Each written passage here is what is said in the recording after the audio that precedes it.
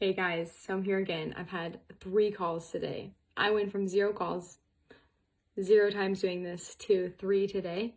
And I'm getting better and better. I'm learning so much about them. But I've been through the closer process, I think, 5 times now. And I know how Ed said that you don't get a 10 on the temp check.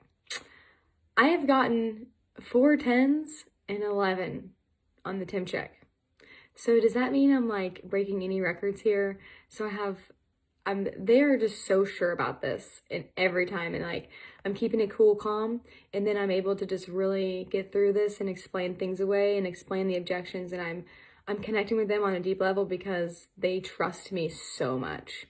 There's just like innate trust from me because of I created this niche and I created the business, I created the best one, and they're going off of what I've done. And so I get 10s, so now I'm getting 10K. So I had my results is all of them are so sure.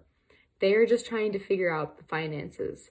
And so maybe I need to do a better deposit, but they're literally just like, okay, I get it. But they're totally down. I have another call to like again tonight, even later, so to tell me about if she wants in or not. So very interesting. I think I talked her from the level 1 to the level 2, so maybe I close 5K tonight.